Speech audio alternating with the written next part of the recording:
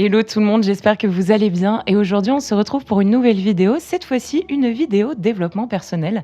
Ça nous change un petit peu des nuits sans sommeil, je vous laisse dormir cette nuit. Et on se retrouve également pour une vidéo dans laquelle je n'ai pas le teint orange. Est-ce que c'est bon pour vous? Alors, cette vidéo, je vais aborder 4 points, en général des points, des conclusions que j'ai pu tirer entre 2024 et maintenant. J'ai eu le temps de réfléchir en 1 an et demi. Et c'est des choses que je tiens à vous partager parce que je ne sais pas pour vous, mais début 2025, ça a été une confiture de fun, de joie et de bonheur étalée sur une tartine d'aventure et de paillettes. Voilà, je crois qu'il n'y a pas d'autre mot. Clairement, début 2025, waouh. C'est notamment pour vous rappeler que votre vie, vous la vivez pour vous. Parce que c'est vrai qu'on a tendance souvent à penser aux autres. Et moi, je suis cette petite voix sur YouTube qui vous dit « Eh, pense un petit peu à toi, dis donc ». Alors, on pourrait croire que c'est égocentrique. Oui. Voilà. Si jamais vous voulez échanger dessus dans les commentaires, surtout n'hésitez pas. Vous savez très bien que ça me fait plaisir de vous lire. Également, n'hésitez pas à vous abonner, à partager cette vidéo et puis à la liker. Et sur ce, je vous laisse avec la suite et ce montage de qualité, j'en suis certaine. N'hésitez pas à le mentionner en commentaire. Big up Florian. Évidemment, le bien-aimé, le cher propriétaire de cette chaîne.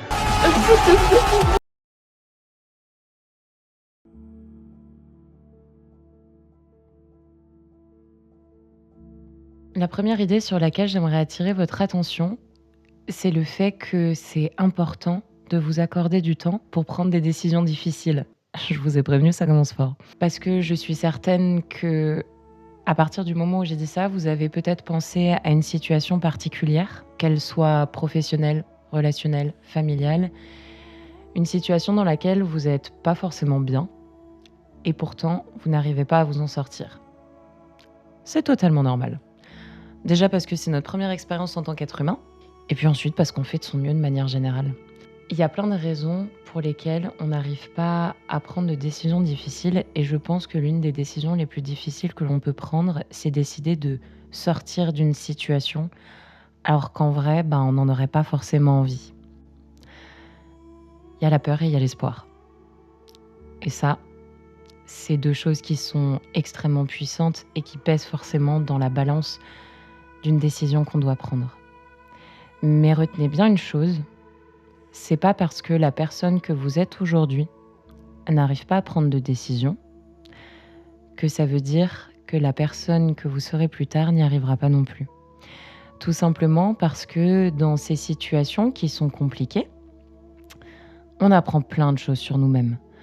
On en apprend beaucoup sur nos ressources, on en apprend beaucoup sur ce que l'on veut dans la vie, ce que l'on ne veut pas aussi dans la vie. On en apprend sur qui l'on est, comment est-ce qu'on réagit aux choses. C'est de l'expérience, pure et dure. Mais donc, soyez indulgents et indulgentes envers vous-même, parce que déjà, prendre une décision difficile, si ça pouvait se faire rapidement, bien probablement qu'on le ferait. Et puis aussi parce que toute cette expérience que vous êtes en train de vivre, dans la situation dans laquelle vous êtes bloqué, vous donnera les ressources pour plus tard, pour vous en sortir. Ayez confiance en vous. Déjà, c'est normal de ne pas forcément être prêt ou être prête à prendre une décision à un instant T. Mais retenez bien que vous pouvez avoir confiance en la personne que vous serez plus tard pour prendre ces décisions-là. Soyez votre meilleur allié. De toute façon, vous êtes au centre de votre vie. La constante de votre vie, c'est vous. Basez-vous là-dessus. Faites-vous confiance. Prenez le temps de prendre des décisions difficiles parce que il vaut mieux prendre une décision difficile en tout état de cause, en ayant fait le tour de la situation telle que vous souhaitiez en faire le tour, plutôt que de vous presser et regretter. Et même si parfois prendre le temps, ça fait mal et ça engendre d'autres douleurs, tant que sur le long terme c'est durable, ça en vaut la peine. Faites-vous confiance. Voilà. Mangez 5 fruits et légumes par jour aussi.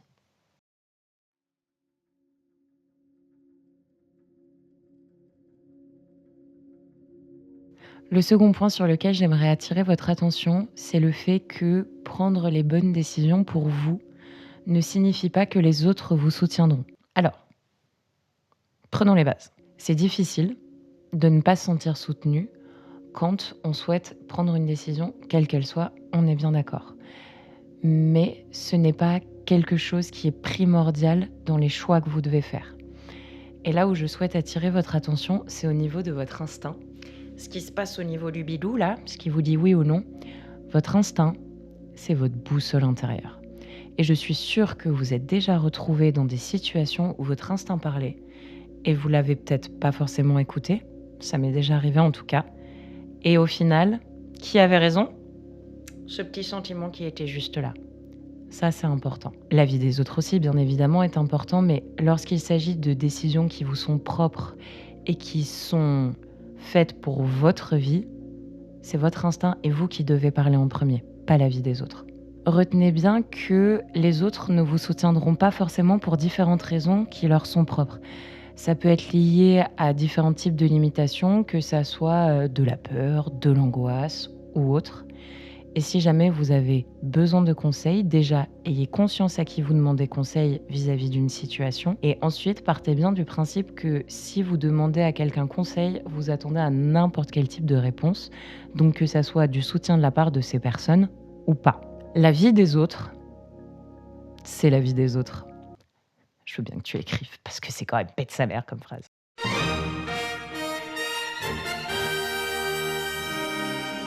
Non mais cela dit, la vie des autres, c'est la vie des autres. Et pour plein de raisons, ces personnes ne vous soutiendront pas forcément dans les choix que vous devez faire. Bon, bien probablement que dans votre entourage, vous trouverez bien une ou deux personnes pour vous soutenir. Mais ça peut arriver de se retrouver dans des situations, et j'ai été dans cette situation-là l'année dernière, où j'avais dû préparer un très gros projet. Et de mon entourage en est majoritairement ressorti de la peur et de l'inquiétude. Il y a quand même 2-3 personnes qui m'encourageaient, mais de manière globale, j'ai surtout eu de la peur et de l'inquiétude. Et en fait, même si c'était pas forcément facile à gérer, ça n'a changé aucunement les décisions que j'ai prises. Déjà parce qu'elles ne se sont faites au détriment de personne. Donc tant que les choix que je fais me concernent moi, voilà. Personne n'a jamais rien changé à sa vie en restant bien tranquillement dans sa zone de confort. Ça se traduit avec de l'inquiétude. Ça veut dire qu'on tient aux gens.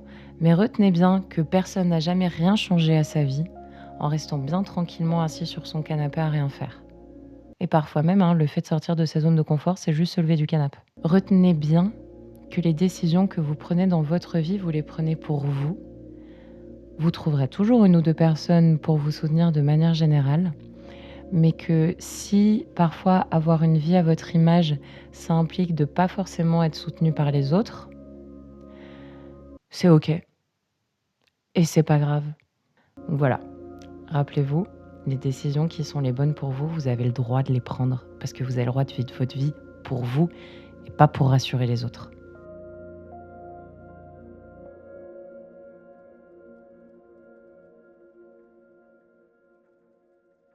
Un des points sur lesquels j'aimerais attirer votre attention aussi, c'est que votre entourage est l'une des plus grandes richesses de votre vie. Et je suis absolument ravie de vous dire ça juste après le point qu'on vient d'aborder. Pour plusieurs raisons. Déjà, je vous ai expliqué dans la vidéo Se prioriser qui apparaîtra comme par magie, la magie du montage, je ne sais où.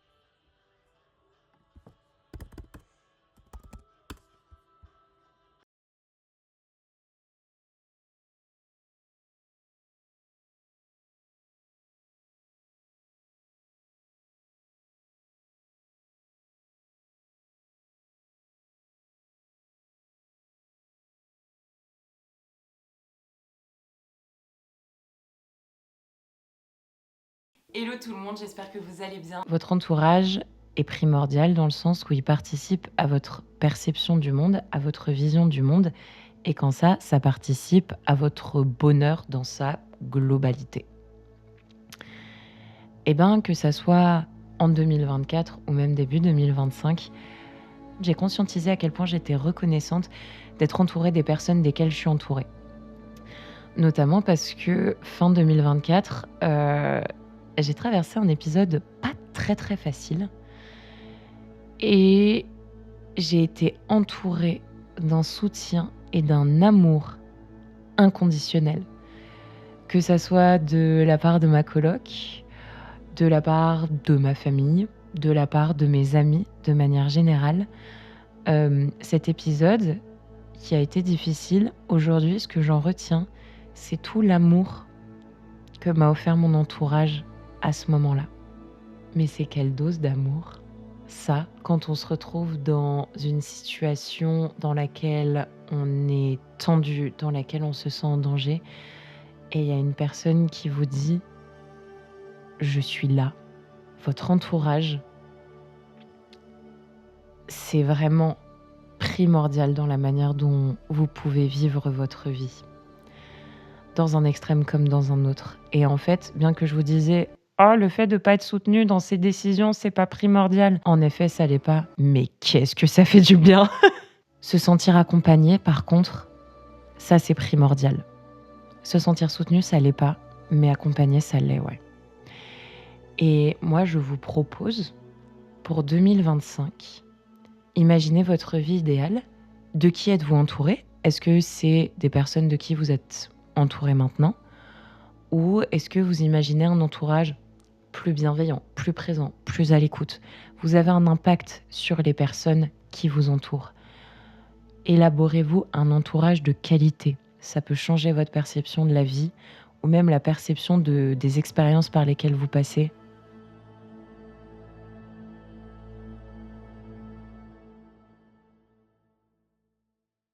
Le dernier point que j'aimerais aborder avec vous, c'est le fait que la confiance en soi est une énergie qui s'entretient. J'avais déjà commencé en 2024 et je compte bien continuer en 2025. Mais en 2024, j'ai un peu eu cet éveil de vouloir prendre ma vie en main, quoi. Prendre les rênes de ma vie et y aller. Je pense qu'on peut se rendre compte au nombre de fois où j'ai dit le mot décision dans cette vidéo. Mais voilà, il y a cette énergie de vouloir entreprendre des choses et le fait de se réaliser soi. Et je trouve que la confiance en soi a une énorme part dans le fait de prendre les rênes de sa vie et pour plusieurs raisons. La manière dont la confiance en soi se bâtit. Pour moi, elle se bâtit sur différents piliers. Je viens de penser à Demon Slayer, ça y est, j'ai le générique dans la tête, mais...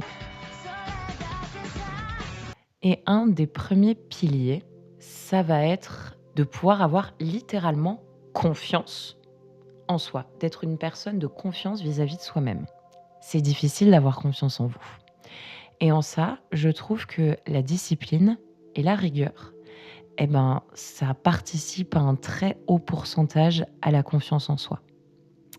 Parce que si vous êtes une personne sur laquelle vous pouvez compter, il y a beaucoup plus de portes qui s'ouvrent plutôt que si vous dites que vous ne réalisez jamais rien pour vous-même.